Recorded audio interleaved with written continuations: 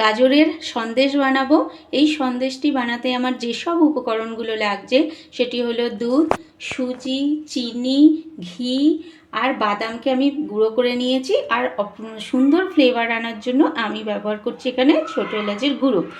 আর লাগছে গাজর, তো লাগবেই, যেহেতু এটা গাজরের সন্দেশ গাজর লাগবে। আর লাগছে আমি সুন্দর রং আনার জন্য এখানে আমি বিটের রসটাকে ব্যবহার করব।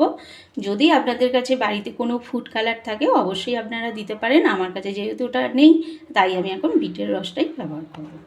আমি প্রথমে আগে দুধটাকে গরম করিয়ে নেব, ফুটিয়ে নেব। ওদিকে দুধ গরম ফুটতে ফুটতে আমি এখানে গাজরগুলোকে গ্রেট করে নেব। আমি এবার গাজরগুলোকে গ্রেট করে নিচ্ছি। আপনাদের কাছে যদি বাড়িতে মিক্সার গ্রাইন্ডার থাকে অবশ্যই তারা কড়াটা গরম হয়ে গেছে। এবার এর মধ্যে আমি সুজিটাকে একটু নেড়ে নেব।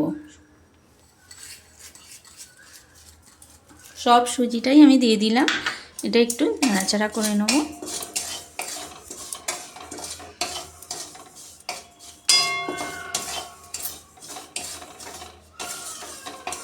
সুজি থেকে একটা সুন্দর গন্ধ বেরোলেই তখন জানবো যে আমার সুজিটা হয়ে গেছে। এবার আমি ওটা নামিয়ে নেব।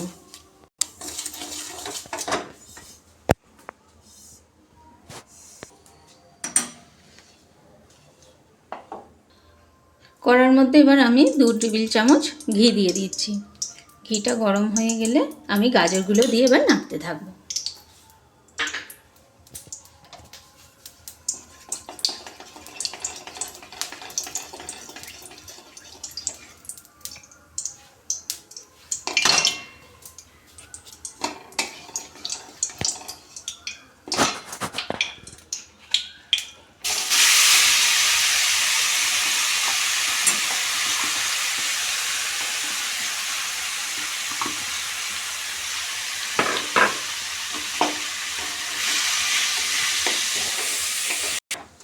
মিডিয়াম ফ্লেমে রেখে আমি এটাকে একটু নাড়াচাড়া করে নেব, গাজরের কাঁচা গন্ধটা যতক্ষণ না যায়।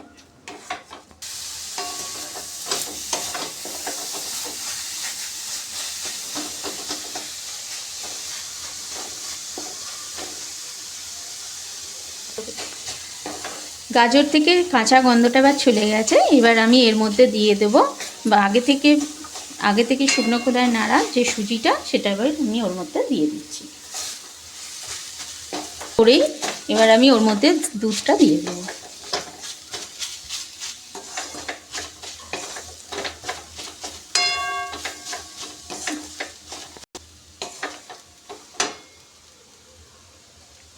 সুন্দর একটা কালার আনার জন্য আমি যে বিটটা রেখেছিলাম সেই বিটের রসটা এবার এই সময় আমি দিয়ে দিচ্ছি। দিয়ে ভালো করে নাড়াচাড়া করব। আর এর মধ্যে দেব অল্প একটু বাদাম কুচি, যেটা সুন্দর খেতেও ভালো লাগবে, সেই জন্য এই সময় অল্প একটু দিয়ে দেবো। আর বাকিটা আমার পরে কাজে লাগবে, তখন আমি দেব। অল্প একটু নাড়াচাড়া করেই এবার আমি এর মধ্যে দুধটা দিয়ে দেবো।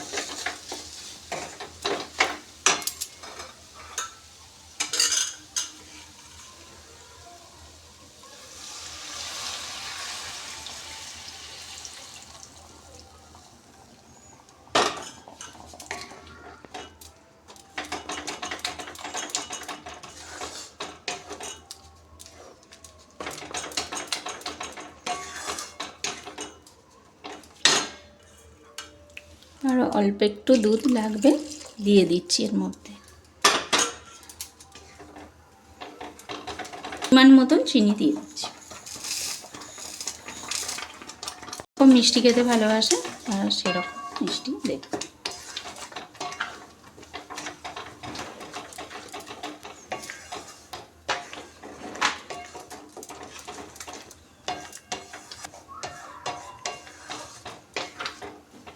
বাড়িতে অবশ্যই এটা ট্রাই করবেন, ছোট বড় বা সবারই এটা খুব ভালো লাগবে। এইভাবে বানাবেন, দেখবেন সবার খুব ভালো লাগবে।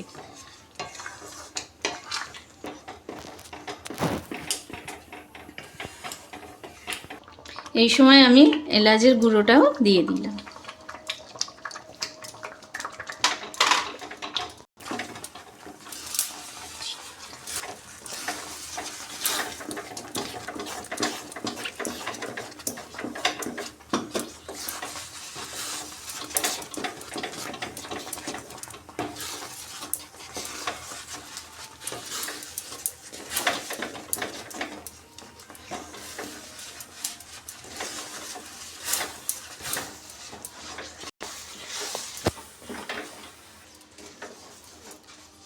বাড়িতে যদি ভালো কোনো পেপার থাকে তাহলে যে পাত্রে এটা ঢালবেন ভালো পরিষ্কার একটা পেপার তার উপর দিয়ে আবার একবার ঘি দিয়ে ব্রাশ করে নেবেন।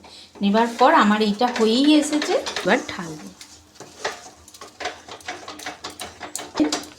খুব সুন্দর দেখতেও লাগছে, আর হয়েই এসেছে। এবার গ্যাসটাকে অফ করে দেবো।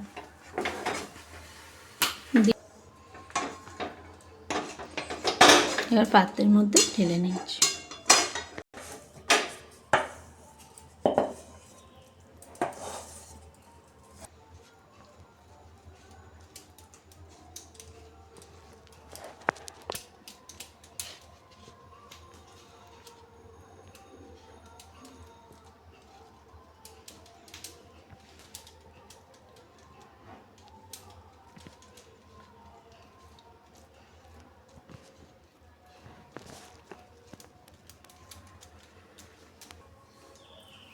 গার্নিশের জন্য আর বাদামের গুঁড়োগুলো উপর থেকে ছড়িয়ে দিতে হবে।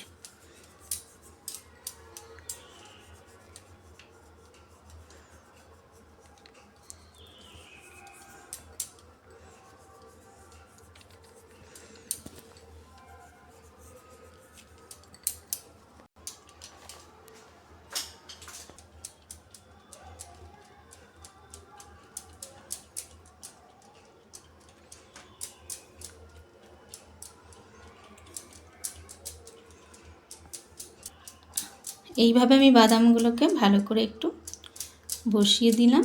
এখন এই পর্যন্তই। এরপর 1 ঘন্টা পর ঘুরে এলাম, এবার দেখি এটা কীরকম বসেছে।